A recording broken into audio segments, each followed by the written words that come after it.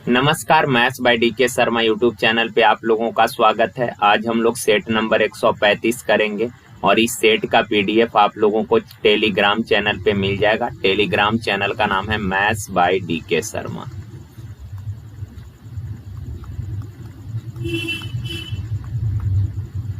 ठीक है, चलिए सवाल करते हैं। देखिए, का अनुज ने सालाना 12% की सामान्य ब्याज दर पर 3 साल के लिए एक योजना में कुछ पैसे निवेश किए। इसके अलावा उसने 2 साल के लिए दूसरी योजना में तिगुना निवेश किया है। का पहला योजना में उसने कुछ पैसे निवेश किया, सपोज 100 रुपए निवेश किया। दूसरी योजना में उसने तिगुना यानी कि 3x रुपए निवेश किया है। ठीक है, का यदि दोनों योजनाओं से समान यानी इक्वल साधारण ब्याज अर्जित किया तो दूसरी योजना की सामान्य ब्याज दर क्या है। ये पूछा है यार कि सेकंड जो योजना है उसमें उसने जिस रेट से पैसे जमा किया वो आपको बताना है। मान लेते दूसरी योजना का रेट है R%। क्लियर है। पहला योजना में 12% के दर से 3 साल के लिए पैसे निवेश किए तो 12% के दर से 3 साल में ब्याज मिलेगा कितना, 12 या 36%। ये पहला योजना का ब्याज हो गया। ओके, दूसरा योजना का रेट है R%, तो R% के दर से 2 साल में ब्याज मिलेगा कितना, 2R%। और का इन दोनों योजनाओं से उसे इक्वल ब्याज मिलता है। अब 1 से x कैंसिल, 3 दूना 6 से काटिएगा 6 बार में, तो आर रेट यानी कितना परसेंट आ गया, 6%। Option number C. का किसी नगर की जनसंख्या में वार्षिक रूप से 2.5% वृद्धि होती है। वार्षिक कहने का मतलब हर साल जनसंख्या 2.5% बढ़ता है, किंतु स्थानांतरण के कारण, स्थानांतरण कहने का मतलब हुआ कि शहर को छोड़कर चले गए, कुछ लोग चले जाते हैं जिसके कारण हर साल 0.5% की कमी हो जाती है। तो 2 साल में वृद्धि का परसेंट बताइए। देखें यार, हर साल जनसंख्या 2.5% बढ़ता है, लेकिन स्थानांतरण के कारण हर साल जनसंख्या में 0.5 की कमी होती है, यानी एक्चुअल में हर साल जनसंख्या में वृद्धि होता है कितना। तो आप बोलेंगे सर 2.5% तो वृद्धि होता है, पर शहर से 0.5% लोग चले भी जाते हैं, यानी कि हर साल जनसंख्या में वृद्धि होता है एक्चुअल में कितना, 2% का। तो 1 साल में अगर 2% जनसंख्या बढ़ता है तो कहा 2 साल में कितना का वृद्धि होगा, तो लव से 4% मत लगा दीजिएगा। जनसंख्या जो है सक्सेसिव घटना का केस होता है, यानी पहले साल जनसंख्या में वृद्धि होने के बाद जो नया जनसंख्या बनाना, इस जनसंख्या पर नेक्स्ट ईयर वृद्धि होगा, फिर जो नया जनसंख्या आया उसमें पुनः वृद्धि होगा। तो ये सक्सेसिव घटना का केस होता है। तो ऐसा मत कर दीजिएगा कि 1 साल में 2% तो 2 साल में 4%। इतना भी आसान नहीं है मेरे भाई। का 1 साल में जनसंख्या 2% बढ़ा तो 2 साल में कितना, 2 साल का केस है तो ये भी फॉर्मूला 2 + 2 + 2 गुना 2/100, तो 4 + 4/100 यानी 0.04, तो 4.04 ऑप्शन बी। देखिए, का एक अनाज व्यापारी के पास 100 केजी चावल के बैग है, 100 चावल के बैग है, उनमें 10% लाभ पर कुछ बैग बेचे और बाकी बैग 20% लाभ पर बेचे। का 100 बैग बेचने पर उसका कुल लाभ 14% था। देखें यार, कुछ हिस्सा जो है उसने 10% लाभ पर बेच दिया और रिमेनिंग को 20% लाभ पर बेच दिया। इस प्रकार उसे टोटल जो बिजनेस है उस पर 14% का प्रॉफिट हो गया। सिंपल सवाल था। 14 में से 10 गया 4, 20 में से 14 गया 6, रेशियो लेंगे तो 3:2, यानी 10% लाभ पर बेचे गए चावल का मात्रा 3 यूनिट है, यानी 10% लाभ पर बेचा है चावल का कितना बैग, 3 बैग। 20% लाभ पर उसने बेचे हैं चावल के 2 बैग, तो टोटल कितने बैग बेचे, 5, पर एक्चुअल में दिया है कितना, 100। 5 = 100 तो 1 बराबर कितना, 20। 1 20 है तो कहा 20% लाभ पर बेचे गए बैग के संख्या, 20% लाभ पर बेचे गए बैग का संख्या है कितना, 2 यूनिट। 1 = 20 तो 2 = 20 दूना 40।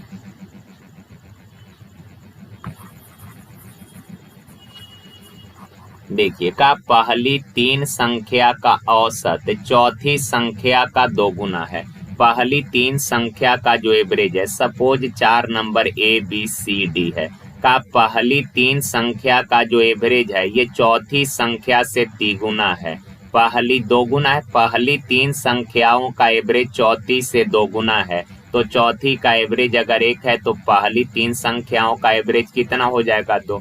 तो मेरे भाई योग क्या होगा, तो तीन संख्या का एवरेज अगर 2 है तो योग क्या हो जाएगा 3 दूना 6, चौथी संख्या कितना 1, तो इन चारों का योग कितना 7 यूनिट। पर एक्चुअल में कहा क्या है कि इन चारों का औसत 12 है, चारों का औसत 12 है तो चारों का योग क्या हो जाएगा 12 चौका 48। इन चारों संख्या का योग अनुपात में 6 और 1 7 है, पर एक्चुअल में योग है कितना 48, तो 1 यूनिट बराबर कितना 48/7। सवाल कहा चौथी संख्या यानी 1 का वैल्यू पूछा है तो 48/7, ऑप्शन बी।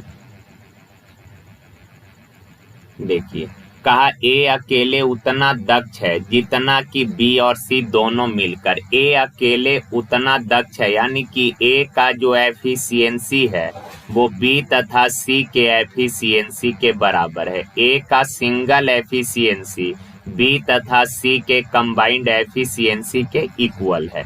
आगे का ए और बी किसी काम को 36 दिन में कर देगा, ए और बी 36 दिन में। सी अकेले काम को 60 दिन में, तो 36 और 60 का एलसीएम हो जाएगा 180। 36 बचे और 60 दिया 180। ओके, का ए और सी मिलकर 10 दिनों तक काम किया तो बी शेष काम को अकेले कितने दिनों में। देखिए यार पहले तो यहाँ तीनों का एफिशिएंसी आपके लिए जानना जरूरी है। सवाल में ऊपर बोला है कि ए का जो एफिशिएंसी है वो बी और सी के एफिशिएंसी के बराबर है। आप देखें ए का ए और बी का कंबाइंड एफिशिएंसी 5, सी का एफिशिएंसी 3 है, तो तीनों को मिलाकर टोटल एफिशिएंसी कितना हो गया 5 3 8। ए और बी का एफिशिएंसी 5 है, सी का एफिशिएंसी 3, तो तीनों को मिलाकर टोटल एफिशिएंसी कितना 8 हो गया। क्लियर, यहाँ तक तो समझ रहा है कि तीनों को मिलाकर टोटल 8 है। अब इसने बोला ए का जो एफिशिएंसी है ना वो बी और सी के कंबाइंड एफिशिएंसी के बराबर, तो 5 और 3 टोटल एफिशिएंसी 8 को 2 इक्वल पार्ट में डिवाइड करेंगे, 8 को 2 इक्वल पार्ट में डिवाइड करेंगे तो 4 और 4 बनेगा, यानी कि ए का एफिशिएंसी अगर 4 है तो बी तथा सी का कंबाइंड एफिशिएंसी भी 4 होगा, तब ना तीनों को मिलाकर टोटल एफिशिएंसी 8 हो जाएगा। तो ए का एफिशिएंसी तो पता चल गया 4 है। आप देखें बी और सी का एफिशिएंसी 4, जिसमें सी का एफिशिएंसी 3 है, सी का एफिशिएंसी कितना दिया है 3 दे रखा है, तो यार बी प्लस सी 4 है, सी का 3 है, तो बी का एफिशिएंसी कितना होगा 1 होगा। तीनों का एफिशिएंसी पता कर गए, तीनों का एफिशिएंसी पता कर गए। अब का ए और सी मिलकर 10 दिनों तक काम किया, एक दिन में 4 काम, सी एक दिन में 3, दोनों मिलकर एक दिन में 7 काम, तो 10 दिन में 70 काम। रिमेनिंग बच गया कितना 110 काम। अब का इस 110 काम को बी कितने दिन में, बी एक दिन में 1 काम करता है, तो 110 काम को कितने दिन में करेगा, बी एक दिन में 1 काम। क्या हो गया यार, बी एक दिन में 1 काम, तो इस 110 काम को कै दिन में, बी के एफिशिएंसी से डिवाइड कर दीजिए तो 110 दिन। अरे मेरे भाई जैसे ए और सी मिलकर 10 दिन तक काम किया, ए और सी एक दिन में 4 और 3 कितना, 4 और 3 7 काम, तो 10 दिन में 70 काम करेगा। टोटल वर्क 180 है, 70 हो गया, तो शेष काम कितना 110 नहीं बचेगा क्या। अब इस शेष काम को बी कितने दिनों में करेगा, बी एक दिन में 1 काम, तो 110 काम कै दिन में, बी के एफिशिएंसी से डिवाइड यानी 110 दिन, ऑप्शन नंबर ए। देखिए का 6 संख्याओं का औसत 20 है, तो 6 संख्या का योग क्या हो जाएगा 120 गुना 6, 6 संख्या का औसत 20 है तो योग क्या हो जाएगा 20 गुना 6 120। का एक संख्या हटा दी गई तो बच गया कै संख्या 5 संख्या, और उन पांचों का औसत 15 है, तो 5 नंबर का एवरेज 15, तो योग कितना हो जाएगा 15 5 75। कौन सी संख्या हटाई, तो 6 संख्या के योग में से 5 संख्या का योग हटा दीजिए, तो हटाई गई संख्या है कितना 45, ऑप्शन नंबर डी। देखिए 8 प्लस 2√3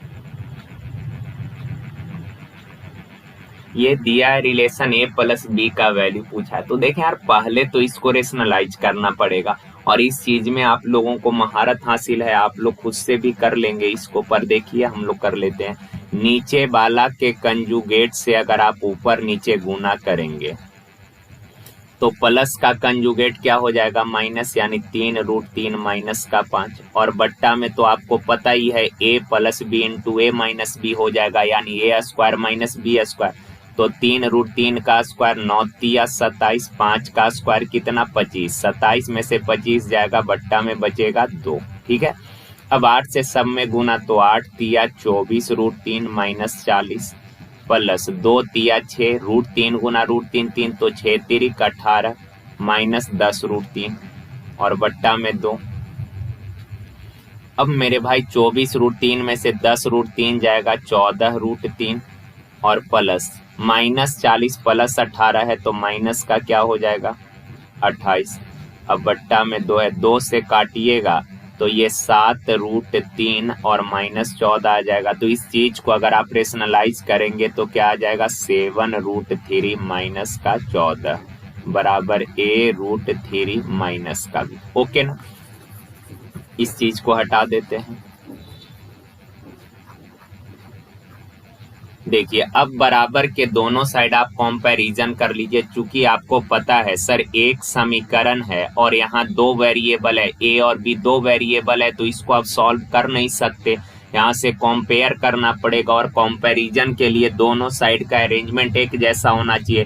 तो आप इधर देखें √3 का कोफिशिएंट ए है और बाएं साइड √3 का कोफिशिएंट 7 है, तो ए बराबर कितना हो गया 7। क्लियर है, इधर माइनस बी है और इधर माइनस का 14, साइन के साथ ध्यान रखिएगा, हम ऐसे ही पर आप लोग मेंटली कर लीजिएगा, बी बराबर 14 हो जाएगा। चूंकि यहाँ बी का कोफिशिएंट -1 और यहाँ 14 है, माइनस का 14, माइनस से माइनस कैंसिल हो जाएगा, तो बी बराबर कितना, ध्यान रखिएगा। कई बार लोग जल्दीबाजी में साइन को कंसीडर नहीं करता। तो ए का वैल्यू आ गया 7 और बी का वैल्यू आ गया 14। का है ए प्लस बी, तो 14 और 7 है। कहाँ गलती, आप लोग देख लेंगे यार, थोड़ा सा कहीं मिस्टेक हो गया होगा कैलकुलेशन में। क्या होता है यार, यहाँ शायद 11 था यार, फिर से कैलकुलेशन करना पड़ा, यही दिक्कत होता है। 11, तो बी का वैल्यू आ गया 11, बोला ए प्लस बी, तो 11 7 कितना 18। ओके, आप लोग कैलकुलेशन को सुधार लीजिएगा, वहां पे हमने कर दिया था कितना 28, तो वो आएगा 22 आएगा। ठीक है ना, तो पीछे आप लोग सुधार कर लीजिएगा।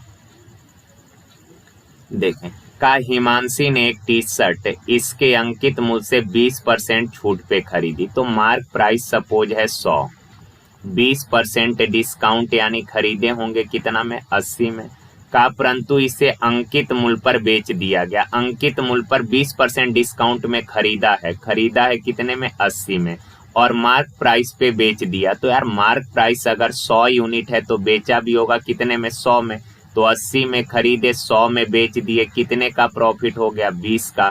20 का प्रॉफिट 80 पे परसेंट में कितना 100 से गुना, 20 चौक 80, 25 चौक 100, 25% लाभ, ऑप्शन ए। देखिए का विष्णु 12 मेज और कुछ कुर्सी खरीदने के लिए 5000 रुपए खर्च किया है। टोटल 12 मेज परचेज किया और कुछ उसने कुर्सी खरीदे हैं, तो टोटल पैसे खर्च हुए 5000 का। एक मेज का क्रय मूल्य 50 रुपया है और एक कुर्सी का मूल्य है 40 रुपया। खरीदी गई कुर्सी के संख्या का मेज की संख्या से अनुपात ज्ञात करें। आप देखें टोटल 12 मेज खरीदे हैं, एक मेज का रेट है 50 रुपया, तो 12 मेज का क्रय मूल्य कितना हो जाएगा 12 गुना 50 यानी कि 600 रुपया। ओके ना यार, 12 मेज का मूल्य है 600 रुपए, आपने टोटल खर्च किए हैं 5000, 600 रुपए का तो मेज आ गया, तो कुर्सी पर कितने पैसे खर्च किए होंगे, तो टोटल खर्च में से मेज पर किया गया खर्च माइनस कर दीजिए। तो 4400 रुपए आपने कुर्सी पे खर्च किए होंगे और एक कुर्सी का रेट है 40 रुपया। तो कुर्सी का क्रय मूल्य कितना, या कुर्सी का संख्या, एक कुर्सी का क्रय मूल्य है 40, तो कुर्सी का संख्या कितना, 40 से डिवाइड करिएगा तो 110 आपने कुर्सी खरीदे। सवाल कहा कुर्सी और मेज के संख्या का अनुपात। कुर्सी खरीदे हैं 110 ठो और मेज तो दिया ही है कि 12 मेज आपने खरीदा, तो 110 अनुपात 12। कैंसिल कर लें।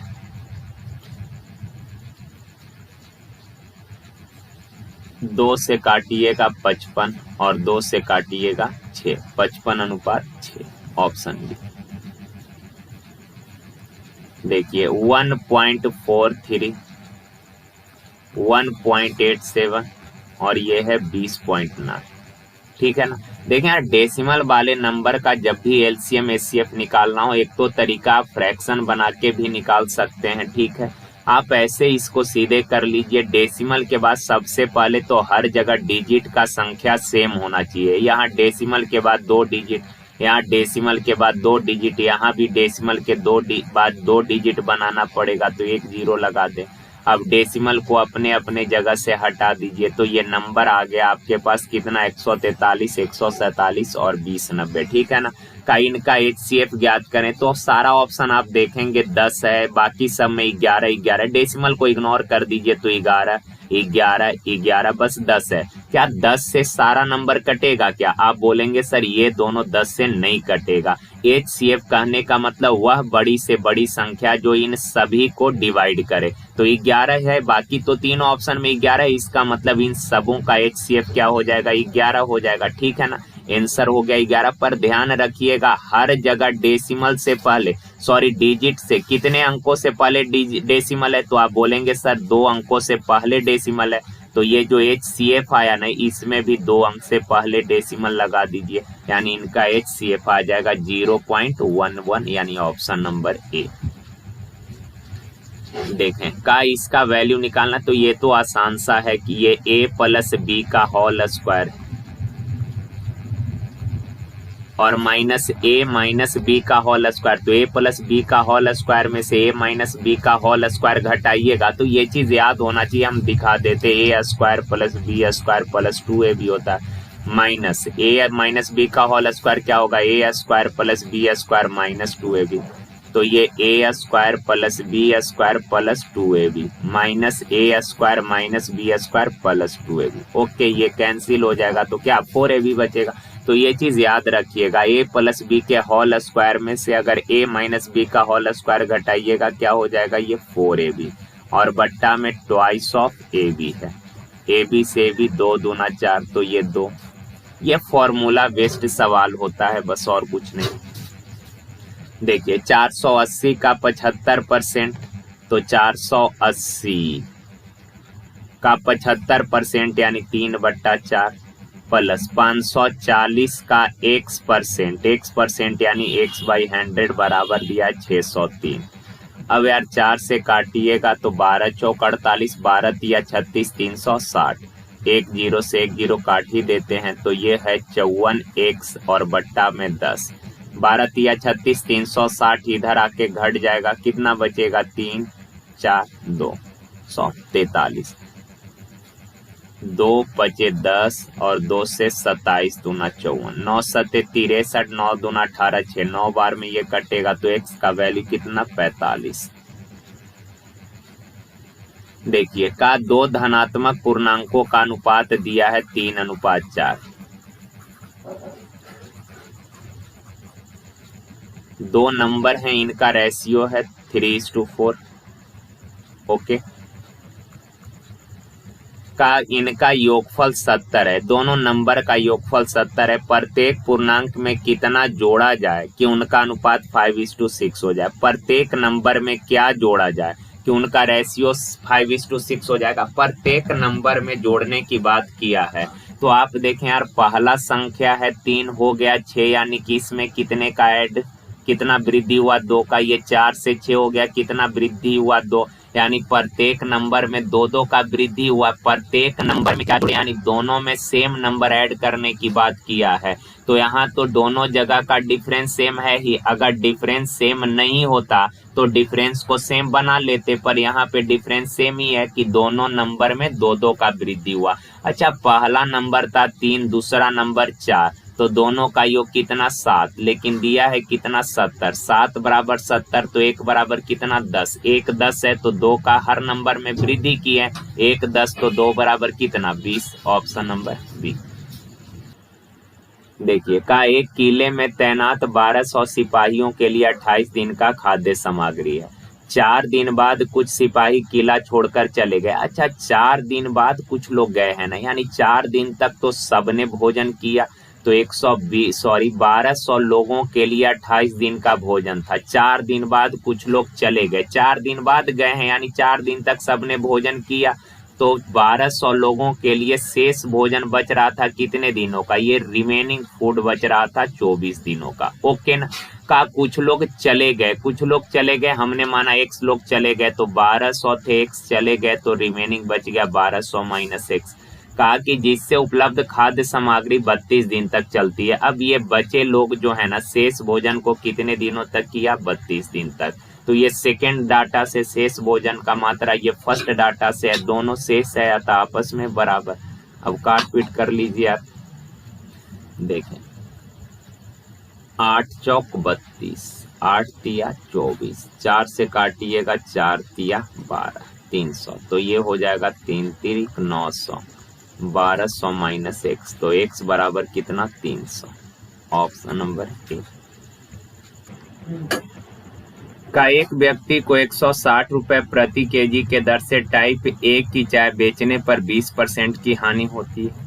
उसी व्यक्ति को 400 रुपए पर केजी के दर से टाइप बी का चाय बेचने पर 20% लाभ होता है। आगे का यार, 300 रुपए पर केजी के दर से चाय पर 25% लाभ पाने के लिए इन दोनों प्रकार के चाय पत्ती यानी ए और बी को किस अनुपात में मिलाकर बेचना होगा। आसान सा सवाल है यार, दो प्रकार के चाय का इसने विक्रय मूल्य दिया है और का इन दोनों को किस अनुपात में मिलाया जाए कि जो मिक्सचर बनेगा उसको 300 रुपए पर केजी के दर से बेचने पर 25% लाभ होगा। तो एलिगेशन लगा लेते हैं, पर एक चीज ध्यान रखिएगा, आप लोगों को पता है कि सर एलिगेशन हमेशा कॉस्ट प्राइस पे लगता है, पर यहाँ इसने तो विक्रय मूल्य दे रखा है, तो क्रय मूल्य निकाल लेते हैं यार। का कि ए प्रकार का जो चाय है इसको 160 रुपए पर केजी के भाव से बेचिएगा तो 20% हानि होगा। क्रय मूल्य क्या हो जाएगा, तो 100/80, 8 दूना 16, यानी कि फर्स्ट प्रकार के चाय का क्रय मूल्य 200 रुपया पर केजी। का दूसरे प्रकार के चाय को 400 रुपए पर केजी के भाव से बेचे, 20% लाभ हुआ, तो क्रय मूल्य कितना 100 लाभ हुआ तो 120, काटिएगा 2 छक 12, 2 से 5, ठीक है ना। अब 2 तिया 6, 2 से 200, यानी कि 200 गुना 5000 और बट्टा में 3, ठीक है। इन दोनों को मिलाकर जो मिक्सचर बना, इस मिक्सचर को 300 रुपए पर केजी के भाव से बेचे, 25% लाभ हुआ। बेचे यानी विक्रय मूल्य दिया, क्रय मूल्य चाहिए, तो 100/125। अब देखें यार, 25 चौक 100, 25 पचे 25 से 5 से काटिएगा 60, यानी कि 240 रुपया, ठीक है। मिक्सचर का विक्रय मूल्य आ गया। अब देखें इन सभी का डिफरेंस, आपको पता है इन दोनों का डिफरेंस यहाँ, इन दोनों का डिफरेंस यहाँ, पर एक जगह फ्रैक्शन है यार, तो आप इस फ्रैक्शन को हटाना चाहते हैं, यानी कि इसको इंटीजर बना लीजिए। इंटीजर बनाने के लिए हर जगह 3 से मल्टीप्लाई करिएगा, 3 से मल्टीप्लाई करेंगे तो ये 600 और ये बन जाएगा 1000 और ये 24 तिया 72, 720 में से 600 गया 120, ओके ना। 1000 में से 720 गया 280, छोटा करिएगा तो 4 तिया 12, 4 सत्ते 28, रेशियो हो जाएगा 7:3 का, ऑप्शन नंबर सी।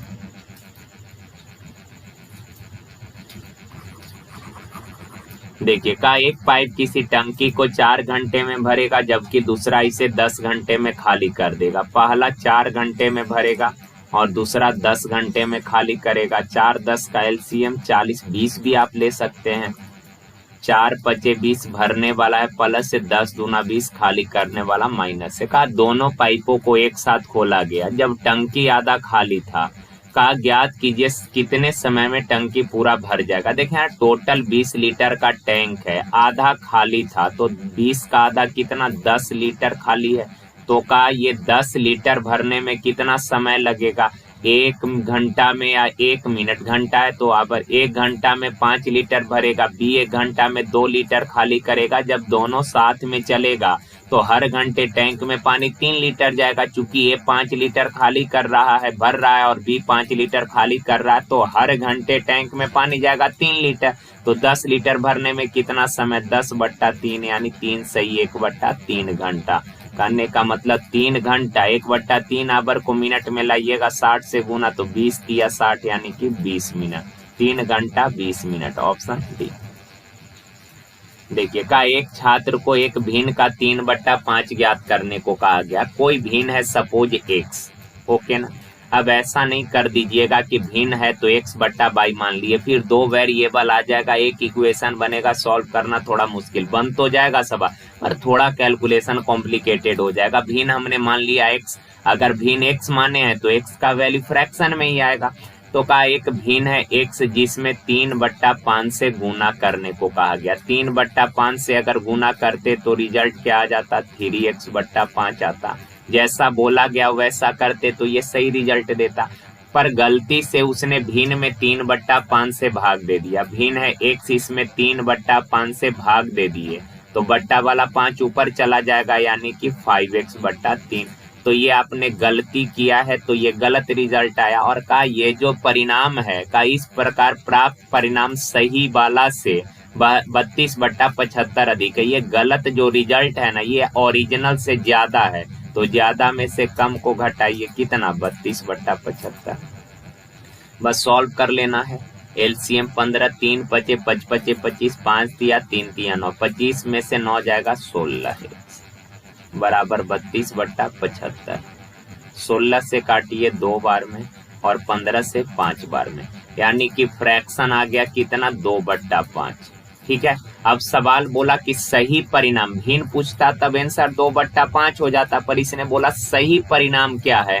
तो आप बताएं, आपको नंबर है x जिसमें गुना करने को बोला गया था 3/5 से, तो जैसा बोला गया वैसा करते तो ये परिणाम आना चाहिए था, ये सही रिजल्ट आता आपका। तो इसी का वैल्यू आपसे पूछा है कि सही परिणाम क्या है, तो आपने पता किया है भिन्न है 2/5, इसमें आपको गुना करना था 3/5 से, तो जैसा बोला गया करते तो रिजल्ट आता कितना 6/25, ऑप्शन नंबर बी।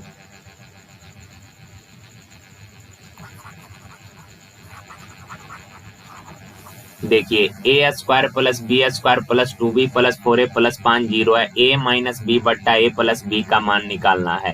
तो बेसिक तरीका क्या है यार कि यहाँ आपने देखा a का कोफिशिएंट कितना है 4, b का कोफिशिएंट कितना है 2, तो इसको अरेंज करना पड़ेगा। जैसे 5 को आप ब्रेक करके लिख सकते हैं क्या, 1 + 4 लिख सकते हैं ना। अब इसको अगर आप अरेंज करेंगे तो a² a वाला को एक साथ a² 4a + 4 लिख सकते हैं, ओके ना, प्लस b² + 2b + 1 बराबर 0। तो ये है a + 2 का होल स्क्वायर प्लस ये है b + 1 का होल स्क्वायर बराबर 0। अब इनके वर्गों का, ये दोनों टर्म के वर्गों का योग 0 तभी पॉसिबल है जब ये टर्म भी 0 हो जाए और ये टर्म भी क्या 0 हो जाए। तो a + 2 बराबर 0, तो a बराबर -2 और b बराबर क्या हो जाएगा -1। तो a और b का वैल्यू पता करके सवाल सॉल्व कर लेंगे, क्लियर। पर इसको आप ध्यान में रखिएगा, ऐसे जब भी अरेंजमेंट दिया हो ना आपको, ऐसा जब भी अरेंजमेंट दिया हो तो कुछ नहीं करना है, b का जो कोफिशिएंट है इसके साइन को चेंज करके लिखिए। b का कोफिशिएंट +2 है तो साइन चेंज कर दीजिए -2 और इसको 2 से डिवाइड कर दीजिए, क्या आएगा -1। अब देखें a का वैल्यू निकालना है, तो a का कोफिशिएंट कितना है +4, तो जो भी कोफिशिएंट होगा उसके साइन को चेंज करके लिखिए। +4 है तो -4, 2 से डिवाइड करिए तो a का वैल्यू -2। तो इस तरह से आप सवाल को कर लीजिएगा डायरेक्ट, ठीक है ना। चलिए आगे। देखें कहा दो संख्याओं का योग 45 है, दो नंबर है जिनका योग दिया है 45 का, इनका अंतर योग का 1/9 है। का इन दोनों नंबर का जो डिफरेंस है योग का 1/9, तो 45 का 1/9 करिएगा तो 9 पचे 45 कितना हो जाएगा 5। काफी आसान सा सवाल था। का उनका एलसीएम, दोनों नंबर का एलसीएम निकालना है, तो मेरे भाई एक्स का वैल्यू क्या होगा, दोनों को जोड़कर दो से डिवाइड, 45 या 5 50, 2 से डिवाइड करिएगा 25। y का वैल्यू क्या हो जाएगा, घटाकर 2 से डिवाइड, 40/2 कितना 20। अब इन दोनों का एलसीएम तो 25 और 20 का एलसीएम यानी कि वह छोटी से छोटी संख्या जो इन दोनों से कटे तो 100, ऑप्शन नंबर सी। देखिए कहा चीनी के दाम में 20% वृद्धि हो जाती है, प्राइस जो है 20% बढ़ गया। 20% होता है 1/5, यानी ओरिजिनल प्राइस 5 था तो 1 बढ़कर नया प्राइस हो गया 6। का चीनी का खर्च पूर्ववत रखना है, खर्च को कांस्टेंट रखना है, यानी खर्च नहीं बढ़ना चाहिए। खर्च को कांस्टेंट रखना है यानी खर्च बढ़ना नहीं चाहिए। तो अगर आप खर्च अपना नहीं बढ़ाना चाहते तो क्वांटिटी कहने का मतलब खपत जनरली होता है कंजप्शन। तो कंजप्शन या क्वांटिटी बात एक ही है, जितना क्वांटिटी रहेगा उतना खपत, कोई आप क्वांटिटी बोल सकते हैं, कोई दिक्कत नहीं है। तो कहा यार कि अगर खर्च आप कांस्टेंट रखना चाहते हैं ना तो आपको क्वांटिटी में जो है कमी कर, खर्च अगर कांस्टेंट रखना चाहते हैं तो प्राइस जो होगा वो क्वांटिटी का इनवर्स हो जाएगा, ठीक है ना। जैसे अगर आप खर्च नहीं बढ़ाना चाहते, अगर प्राइस बढ़ गया है तो क्वांटिटी कम लाना पड़ेगा, और प्राइस अगर घट जाएगा तो क्वांटिटी बढ़ जाएगा। जैसे कई बार आप देखे होइएगा प्याज व्याज का कीमत जब बढ़ जाता है, प्राइस बढ़ जाता है तो आप क्वांटिटी कम खरीदते हैं, कम प्याज खरीदते हैं, और जैसे ही रेट कम जाता है तो सामान आप ज्यादा खरीदना चालू कर देते। यानी कि अगर खर्च कांस्टेंट रखना है ना तो प्राइस और क्वांटिटी एक दूसरे का इनवर्स होगा। तो प्राइस का रेशियो 5:6 है तो क्वांटिटी का रेशियो क्या हो जाएगा 6:5। यानी पहले आप 6 kg सामान खरीद रहे थे और अब कितना चीनी खरीद रहे 5 kg। पहले 6 kg खरीद रहे थे, रेट बढ़ जाने के बाद अब कितना खरीद रहे 5 kg। तो सवाल क्या पूछा है, का कटौती के बाद खपत में कमी। तो आप बताना, पहले 6 kg चीनी खरीद रहे थे, आज 5 kg चीनी खरीद रहे हैं, तो खपत यानी क्वांटिटी में कितना का कमी हो गया 1 का। तो का खपत में कमी यानी 1 का आरंभिक खपत, यानी पहले कितना क्वांटिटी ले रहे थे 6 kg, तो इसका रेशियो पूछा है तो 1:6 यानी ऑप्शन सी। देखिए का 1 रुपए में 4 वस्तु को बेचने पर एक व्यक्ति को 4% हानि हो गया। का यदि 1 रुपए में 3 वस्तु बेचे तो कितने % लाभ होगा। 1 रुपए में 4 वस्तु बेचे तो एक वस्तु का विक्रय मूल्य कितना, रुपया। ऑलवेज जब भी एक क्वांटिटी का रेट निकालना हो, रुपया हमेशा ऊपर और वस्तु हमेशा नीचे लिखते हैं, ठीक है ना। जैसे कई बार सर सामान खरीदते होइएगा तो उस पे रेट क्या लिखा रहता है 5 रुपया पर केजी, पर यानी कि बट्टा पर केजी। का यार 1 रुपए में 4 वस्तु बेचे तो एक वस्तु कितना में बेचे होंगे 1/4 में, एक वस्तु इतना में बेचे हैं तो 4% हानि हो गया, यानी विक्रय मूल्य क्या रहा होगा 96%। तो का 1 रुपया में 3 वस्तु बेचने पर कितना लाभ होगा, तो 1 रुपया में अगर 3 वस्तु बेचिएगा तो कितना लाभ होगा, तो 96/1/4, बट्टा वाला 4 ऊपर हो जाएगा, 1/3 का वैल्यू निकालना है तो मल्टीप्लाई 3 से काटिएगा तो 32 तिया 96, तो 4 दूना 8, 4 तिया 12, 128%। 128% आ गया तो 100 से कितना एग्जिस्ट किया 28%, यानी 28% का प्रॉफिट होगा। 100 से जितना ज्यादा उतने का लाभ, 100 से जितना कम उतने का हानि, तो 28% का लाभ हो जाएगा। देखिए कहा 400 की राशि पर 4 वर्ष में 480 रुपया, ये 400 रुपया प्रिंसिपल जो है आपका, ये 4 वर्षों के बाद 480 रुपया हो जाता है। ओके ना, 4 वर्ष में कितना हो जाता है 480। तो का अगर ब्याज का दर 2% बढ़ा दिया जाए ना तो नया मिश्रधन क्या होगा। अच्छा यार रेट होता क्या, तो आप बोलेंगे सर 1 साल का जो ब्याज होता है उसी को रेट कहते हैं। तो कहा दर अगर 2% बढ़ा दिए, यानी 1 साल में अगर अब आपको 2% ज्यादा ब्याज मिलेगा, 1 साल में 2% ज्यादा ब्याज मिलेगा तो 4 साल में कितना ब्याज ज्यादा मिलेगा 8% ब्याज ज्यादा मिलेगा। और ब्याज हमेशा मिलता है किस पे, मूलधन पे। तो मूलधन है 400 रुपया, तो 400 का 8% यानी कितना ब्याज ज्यादा मिलेगा? 32 रुपया ब्याज ज्यादा मिलेगा। तो पहले आपको अमाउंट मिलता था 480 रुपया, जैसे ही रेट बढ़ गया तो आपको 32 रुपए ज्यादा मिलेंगे। तो पहले 480 मिल रहे थे, अब 32 रुपए ज्यादा ब्याज मिलेंगे, यानी कि अब टोटल अमाउंट कितना हो जाएगा? तो 512 रुपया। ठीक है, चलिए अब इसको आप ऐसे भी कर सकते हैं, ये तरीका तो अच्छा है, पर ये हर जगह आप इस चीज को अप्लाई नहीं कर पाइएगा। ये चीज ऐसे सवालों में जहाँ टाइम इक्वल दिया है तो कोई दिक्कत नहीं है, आप कर लेंगे, ठीक है ना। तो ये तरीका भी अच्छा। एक और आपको पता होना चाहिए, जैसे प्रिंसिपल है 400 रुपया, ये 4 साल में हो गया कितना? 480 रुपए का। तो आपको ब्याज मिला है कितना? 80 रुपए। कै साल में? 4 साल में 400 480, 400 रुपए 480 हो गया। तो 80 रुपए का ब्याज मिला 4 साल में। तो एक साल में ब्याज कितने का मिलेगा? 20 रुपए का ब्याज मिलेगा एक साल में। कितने साल में? एक साल में। एक साल में अब 20 रुपए का ब्याज मिलेगा। का रेट 2% बढ़ गया, तो यार अगर रेट 2% इंक्रीज हो गया तो ब्याज भी 2% बढ़ेगा ना। पहले ब्याज मिल रहा, मूलधन है कितना? 400 रुपया, मूलधन है कितना? 400 रुपया। अब 2% ज्यादा ब्याज मिलेगा, तो 400 का 2% कितना? 8। 400 का 2% कितना? 8 रुपया।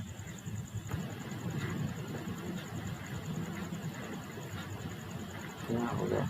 तो आप बताना अब एक साल का नया ब्याज क्या हो जाएगा? तो आप बोलेंगे सर पहले 20 रुपए ब्याज मिला था, रेट 2% बढ़ा, यानी कि अब 8 रुपया ज्यादा ब्याज मिलेगा, यानी एक साल में 28 रुपए ब्याज ज्यादा मिलेगा। एक साल में 28 रुपए ब्याज मिलेगा, तो 4 साल में कितना ब्याज मिलेगा? आप 112 रुपया। अब 112 रुपए ब्याज मिल रहा है, तो न्यू अमाउंट क्या हो जाएगा? तो इसमें प्रिंसिपल ऐड करिएगा, तो अब 512 रुपए में।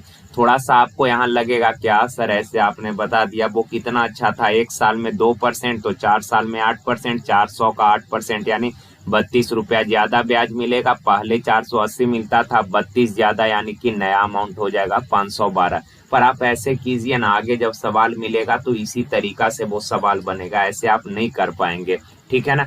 तो ये अभी लग रहा होगा, पर आप प्रैक्टिस करेंगे तो आपको ज्यादा सही यही लगेगा, ठीक है ना। चलें आगे बढ़ते हैं। देखें यार, का दूध और पानी का अनुपात 7:5 है, मिल्क और वाटर का रेशियो दिया है 7:5। कहा 15 लीटर पानी और मिलाया गया, इसमें वाटर मिलाए हैं 15 लीटर, ओके ना। तो का रेशियो हो जाता है 7:8। अगर आपने वाटर मिलाया तो मिल्क का क्वांटिटी सेम होना चाहिए, और यहाँ पे मिल्क सेम है ही, कोई दिक्कत है नहीं। तो वाटर 5 से 8 हो गया, यानी कितना मिला है? 3, पर एक्चुअल में मिला है कितना? 15। 3 15 तो 1 कितना? 5।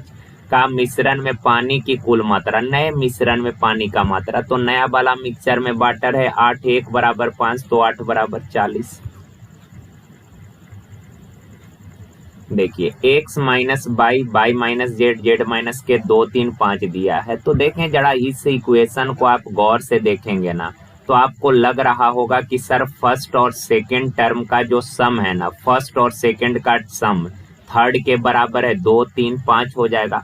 या आप ऐसे भी सोच सकते हैं कि इन दोनों का थर्ड और सेकंड का जो डिफरेंस है, थर्ड और सेकंड का जो डिफरेंस है वो फर्स्ट के बराबर है। आप जैसे चाहें वैसे सोच सकते हैं, कोई दिक्कत नहीं है, पर यहाँ डायरेक्ट दिख रहा है 2 + 3 कितना हो जाएगा? 5, यानी पहला और दूसरा का योग तीसरा के बराबर है, तो फर्स्ट और सेकंड का योग, तो x minus by plus second है बाई माइनस जेड, इन दोनों का जो योग है ये थर्ड के बराबर है। थर्ड है कितना? जेड माइनस के, ओके। Plus minus cancel. अब सेम वेरिएबल को एक साइड माइनस जेड इधर आके क्या हो जाएगा? 2z, माइनस के इधर आके ऐड हो जाएगा, तो x प्लस क्या हो जाएगा? k। अब आपसे बोला जेड अनुपात x प्लस के, तो x प्लस के का वैल्यू है कितना? 2z। जेड से जेड कैंसिल, रेशियो आ जाएगा 1:2। देखिए का ट्रायंगल ABC में tan square A/2 tan square B/2 tan square C/2 का मान निकालना, ये बड़ा खूबसूरत सवाल है, इसको थोड़ा एक बार समझिए और उसके बाद आप लोग इसका रिजल्ट ही ध्यान में रखिएगा, क्योंकि ऐसे सवाल हमेशा पेपर में रिपीट करते रहता है, ठीक है ना। तो आराम से समझिए। देखें यार का एक ट्रायंगल है ABC, इसने क्लियर नहीं बोला है कि ट्रायंगल कैसा है, तो हम लोग मान लेते हैं जैसे आपको दो ट्रायंगल के बारे में पता है कि सर दो ट्रायंगल ऐसा है जिसका तीनों कोण आपको पता होता है, ठीक है ना। एक तो समबाहु त्रिभुज, समबाहु त्रिभुज का प्रत्येक कोण कितना होता है 60-60 डिग्री का। तीनों एंगल आपको पता होता है कि समबाहु का तीनों कोण होता है 60-60 डिग्री का। और एक समकोण समद्विबाहु त्रिभुज, समकोण समद्विबाहु, इसके बारे में भी आपको पता होता है कि सर समकोण समद्विबाहु, समकोण समद्विबाहु यानी ऐसा समकोण जिसका दो भुजा बराबर है, लंब और आधार बराबर। तो अगर ये 90 है, ये दो भुजा बराबर, तो ये कोण 90, तो बाकी दो का योग भी 90 हो जाएगा, यानी कि ये वाला 45 और ये वाला भी 45। तो ये दो ही ट्रायंगल ऐसा है जिसका तीनों कोण आपको पता होता है, ठीक है ना। तो हम लोग यार यहाँ पे इसने कोई कंडीशन नहीं दिया कि ये ABC त्रिभुज जो है ये क्या कैसा है, हमने अपने सुविधा के लिए मान लिया। सपोज अगर ये समबाहु त्रिभुज है तो प्रत्येक कोण इसका कितना होगा 60-60 डिग्री का होगा, और प्रत्येक कोण अगर 60-60 डिग्री का है तो tan square A/2, angle A 60 है, एंगल A कितना है 60 है, तो 60/2 यानी 30 हो जाएगा। और tan 30 होता क्या है 1/√3, तो 1/√3 का स्क्वायर कितना 1/3, ये भी 1/3, ये भी 1/3, तो 1/3 प्लस 1/3 प्लस 1/3, 3 बार जोड़ना है, 3 से गुना कर दीजिए, क्या आ जाएगा वैल्यू। तो अगर ट्रायंगल समबाहु हुआ तो इसका वैल्यू क्या आ जाएगा tan square A/2, tan square B/2, tan square C/2, इसका वैल्यू क्या होगा 1 के बराबर आ जाएगा, ठीक है ना। अब यार अगर ये ट्रायंगल समकोण समद्विबाहु हुआ ना, समकोण समद्विबाहु है, सपोज ABC समकोण है ये, क्योंकि देखें यार जब भी कंडीशन यहाँ पे पूछा है तो आपको हर पॉसिबिलिटी चेक करना पड़ेगा।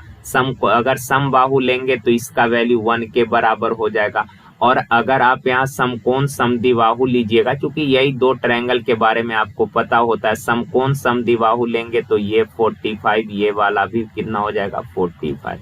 तो ये tan स्क्वायर A/2, ए है 45, 45 का आधा 22.5, plus tan square B/2, B है 90 यानी कि 45, प्लस tan स्क्वायर C है 45 यानी C 45 यानी 22.5 हो जाएगा, ओके ना।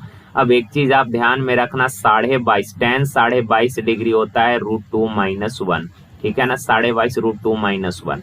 अब इसका स्क्वायर tan 45 1 का स्क्वायर 1 प्लस tan 22.5 यानी √2 - 1 का स्क्वायर। अब एक चीज आप बताना, ये 1 है और इन दोनों का वैल्यू कुछ तो आएगा ही, चूंकि स्क्वायर है तो पॉजिटिव वैल्यू ही आना है, पावर में 2 है यानी पॉजिटिव वैल्यू ही आना है। तो अगर 1 में आप इसका वैल्यू सॉल्व मत करने लग जाइएगा, टाइम खराब होगा।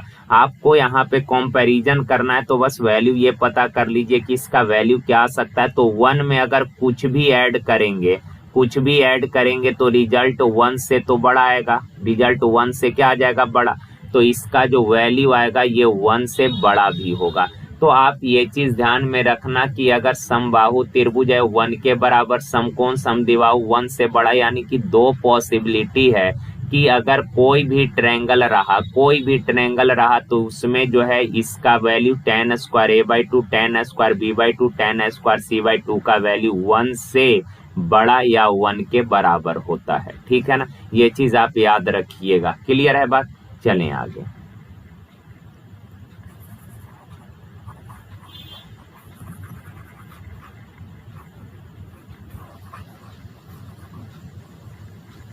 देखिए कहा किसी समबाहुभुज का प्रत्येक आंतरिक कोण 128 सही 4/7 है, ठीक है। प्रत्येक अंतःकोण होता कितना है n-2 इंटू 180 बट्टा में समबाहुभुज का प्रत्येक अंतःकोण इतना पर होगा कितना, इसको रेशनलाइज करेंगे तो ये आ जाएगा 900/7। 180 से काटिएगा 18×5 क्रॉस मल्टीप्लाई तो 7n-14 बराबर 5n, इधर आके घटेगा 2n बराबर 14, तो n बराबर कितना 7, यानी कि बहुभुज में नंबर ऑफ साइड कितने हैं 7। तो कहा कि इस बहुभुज के विकर्णों की संख्या और भुजाओं के संख्या का योग क्या होगा। तो यार किसी भी पॉलीगन का विकर्ण का संख्या क्या होता है n into n-3, n 7 into n-3, 7 में से 3 गया 4 बट्टा 2 दूना 4 7 दूना 14, विकर्ण का संख्या 14, भुजा का संख्या 7 है। का विकर्ण और भुजा के संख्या का योग 14 7 21, ऑप्शन ए। देखिए का एक नौ धारा के विपरीत दिशा में शहर P से शहर Q की ओर जाती है तथा धारा के दिशा में शहर Q से शहर P की ओर वापिस आ जाती है। ये P है सपोज और ये Q है। P से Q जाते हैं धारा के दिशा में, कहा Q से P, धारा के विपरीत P से Q। ये धारा के विपरीत है यानी कि धारा ऐसे बह रही है। अब धारा के विपरीत P से Q गए हैं और अब धारा के दिशा में Q से P वापिस आ गए। का स्थिर जल में नाव का चाल, बोट का चाल है 35 और वाटर का चाल है 5। ठीक है, तो कहा कि संपूर्ण यात्रा के दौरान उसका एवरेज स्पीड क्या होगा। तो आप बताइए, अगर आप धारा के विपरीत दिशा में जा रहे तो आपका चाल घटेगा, तो 35 में से 5 गया, यानी जाने के दौरान बोट का चाल था 30 किलोमीटर पर आवर। अब धारा के दिशा में अगर आप लौट रहे तो चाल बढ़ जाएगा, तो 35 + 5 कितना, 40 किलोमीटर पर आवर। तो आपने ये डिस्टेंस तय किया है, जाने के दौरान आपका चाल था 30 और आने के दौरान चाल था 40। डिस्टेंस तो इक्वल है ना यार, ये डिस्टेंस इक्वल है। गए हैं 30 के चाल से, आए 40 के चाल से, तो संपूर्ण यात्रा के दौरान एवरेज स्पीड क्या होगा। तो आपको पता है कि सर दो इक्वल डिस्टेंस को अगर अलग अलग चालों के द्वारा तय करें तो एवरेज स्पीड होता है 2xy बट्टा x + y। 30 40 70 सॉल्व कर लेंगे, 0 से 0, 40 4 तिया 12 120 और 2 240 बट्टा 60। डेसिमल में कोई आ जाएगा, आप लोग कर लेना इसको। देखिए का एक लंबवृत्तीय शंकु का आयतन जिसके आधार की त्रिज्या ऊंचाई से आधी है। शंकु है जिसका त्रिज्या जो है ऊंचाई का आधा है। ठीक है, रेडियस हाइट का आधा है। आगे बोला यार एक गोलार्ध, गोलार्ध मतलब अर्धगोला। कहा कि अर्धगोला के आयतन के बराबर है शंकु के त्रिज्या और गोलार्ध के त्रिज्या का रेशियो। तो मान लेते हैं शंकु का रेडियस है r, क्योंकि रेडियस का रेशियो पूछा, इसका रेडियस कैपिटल R और इसका रेडियस है स्मॉल r। ठीक है ना। अब यार ऊपर वाला लाइन को जरा गौर से पढ़िए। कहा शंकु के आधार की त्रिज्या ऊंचाई से आधा है, रेडियस जो है हाइट का आधा है। ये रेडियस जो है ना ये हाइट का आधा है, यानी हाइट जो होगा रेडियस का 2 गुना, यानी कितना हो जाएगा 2r हो जाएगा। अब कहा कि शंकु और गोलार्ध का आयतन सेम है। शंकु का आयतन क्या होगा 1/3 पाई r² h और गोलार्ध का आयतन क्या होगा तो 2π/3 r3। π/3 कैंसिल, ये r3 इधर आ जाएगा r3, तो 3 इधर 2 है ना मेरे भाई, सॉरी 2 है, और ये 2 उधर जाएगा तो बट्टा में 2 से 2 कैंसिल, 1/1। बाएं साइड का क्यूब हटाइएगा, दाएं साइड क्यूब रूट, तो 1 का क्यूब रूट तो 1 होगा, 1/1 यानी कि ऑप्शन नंबर सी।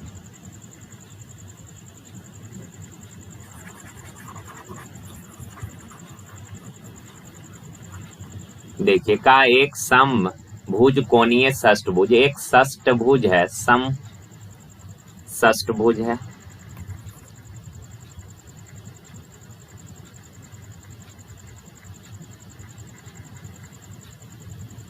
ठीक है, का इसका परिधि समषष्ठभुज है तो प्रत्येक भुजा इसका बराबर ही होगा। ठीक है, समषष्ठभुज का परिधि क्या हो जाएगा 6 से, पर इसने दिया है कितना 72, तो समषष्ठभुज का एक भुजा कितना 12। सवाल का इस समषष्ठभुज का एरिया क्या होगा। देखें यार समषष्ठभुज के अंदर टोटल 6 समबाहु त्रिभुज बनता है। कैसे, ये हम दिखा दे रहे हैं आपको। देखिए ये सेंटर है, ठीक है ना। समषष्ठभुज का प्रत्येक भुजा ए है। अब केंद्र से वर्टेक्स को मिलाइएगा तो केंद्र से वर्टेक्स का डिस्टेंस भुजा के, ये याद रखिएगा समषष्ठभुज का ये होता है क्या कि केंद्र से कॉर्नर यानी वर्टेक्स का डिस्टेंस भुजा के बराबर होता है। भुजा का लंबा ये है तो केंद्र से शीर्ष का दूरी ए हो जाएगा। ये भी कितना ए, ये भी ए, सब कितना ए। ठीक है ना। अब एक चीज आप बताना, ये इस ट्रायंगल को अगर आप देखेंगे तीनों भुजा ए है यानी समबाहु त्रिभुज, ये भी भुजा बराबर समबाहु, तो ऐसे टोटल क्या ट्रायंगल बनेंगे इसके अंदर? तो आप बोलेंगे सर टोटल 6 ट्रायंगल बनेंगे और 6 समबाहु होगा। तो यार एक समबाहु त्रिभुज का एरिया √3/4 गुना भुजा स्क्वायर, भुजा है 12 तो 12 का स्क्वायर, एक समबाहु त्रिभुज का एरिया इतना, और समषष्ठभुज के अंदर बनता है टोटल क्या समबाहु त्रिभुज? 6 समबाहु त्रिभुज, तो 6 समबाहु त्रिभुज के एरिया का जो सम होगा वो समषष्ठभुज के एरिया के बराबर। एक समबाहु का एरिया इतना तो 6 समबाहु का कितना? 6 से गुना, 4 तिया 12, 6 तिरिक 18 या 12 छक 72 तिया 216, ठीक है ना। √3 216 √3 ऑप्शन नंबर।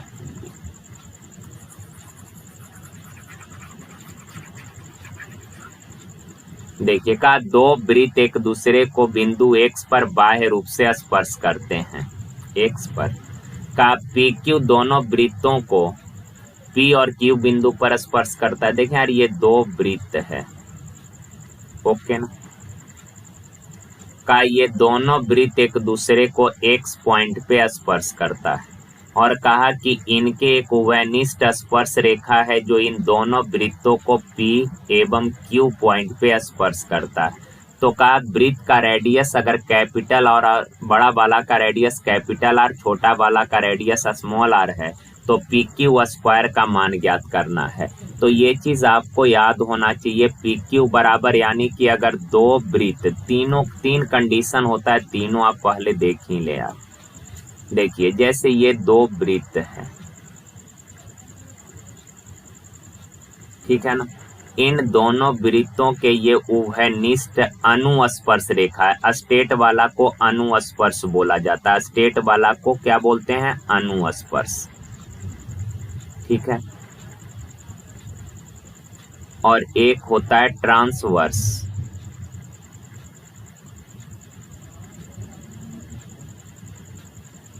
इसको अनुप्रस्थ बोला जाता है।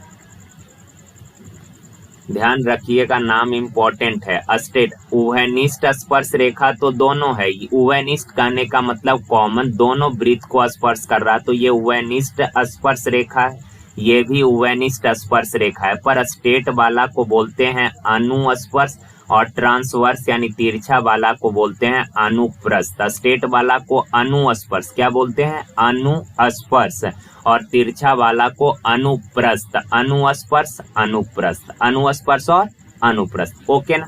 अब देखें इसको अनुस्पर्श रेखा का लंबाई एक तो समझ लीजिए, जैसे इनके केंद्रों का बीच का दूरी सपोज d है, ठीक है ना।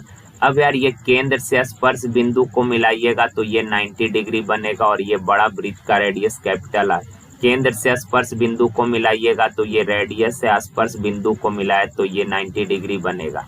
अब मेरे भाई अगर इसके पैरेलल एक लाइन आपने ऐसे ड्रॉ कर दिया तो ये वाला क्या बन जाएगा? d है, ये d, तो ये वाला भी d। आप बताइए पूरा r है, ये कितना है? r है, दिख नहीं रहा होगा आप लोग को, थोड़ा जूम कर लीजिएगा, ये वाला भी r हो जाएगा, तो ये बचा हुआ क्या हो जाएगा? Capital R minus small r, ठीक है ना। तो ये देखें यार ये राइट एंगल ट्रायंगल है, इस राइट एंगल में ये 90 डिग्री है, ये 90 है, तो 90 के सामने ये वाला तो कर्ण हो जाएगा ना यार, ये 90 के सामने कर्ण हो जाएगा, ये आधार है और ये लंब है, ये क्या हो जाएगा? AB लंब है, तो लंब यानी AB बराबर क्या हो जाएगा? लंब बराबर √अंडर कर्ण स्क्वायर, कर्ण यानी D का स्क्वायर माइनस आधार, आधार यानी कि R माइनस R का स्क्वायर। तो ये उभयनिष्ठ अनुस्पर्श रेखा का लंबाई क्या होता है? D square minus R minus R का स्क्वायर, ठीक है ना।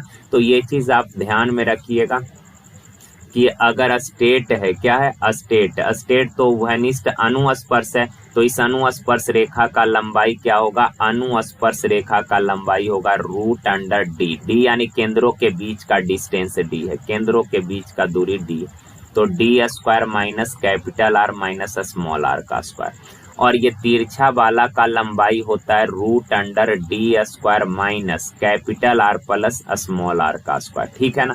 तो ये दो चीज आप ध्यान में रखना, और ये तीसरा है,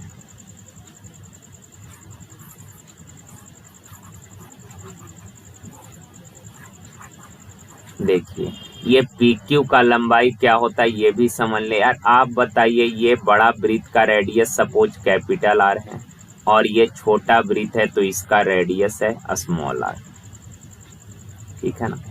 केंद्र से स्पर्श बिंदु को मिलाइएगा तो ये 90 डिग्री और ये छोटा वृत्त का रेडियस स्मॉल r। यहाँ केंद्र से स्पर्श बिंदु को मिलाइएगा, रेडियस कैपिटल R और ये 90 डिग्री, ठीक है ना। अब ये पूरा डिस्टेंस क्या हो गया r प्लस r, केंद्रों के बीच का दूरी r प्लस r। अब इसके पैरेलल एक लाइन यहाँ से ड्रॉ कर दिए तो ये वाला भी क्या हो जाएगा r प्लस r हो जाएगा। तो ये रिमेनिंग वाला बताइए, ये वाला अगर r है, ये r है तो ये वाला भी स्मॉल r हो जाएगा। तो ये शेष वाला क्या हो जाएगा, शेष डिस्टेंस r माइनस r हो जाएगा। तो आप देखें यार, इस ट्रायंगल का एक कोण 90 है तो ये राइट एंगल ट्रायंगल बन गया। ये कैसा ट्रायंगल है, राइट एंगल है, जिसमें ये है PQ, ठीक है। ये 90 के सामने ये कर्ण है r प्लस r, ठीक है ना, और ये है आपको r माइनस r दिया। तो ये PQ यानी कि लंब बराबर क्या हो जाएगा, तो PQ बराबर होगा रूट अंडर कर्ण स्क्वायर यानी capital R plus small r का होल स्क्वायर माइनस r का है। तो अगर आप यहाँ से देखेंगे, सॉल्व इसको करिएगा तो ये 4r इंटू r आ जाएगा, ठीक है ना।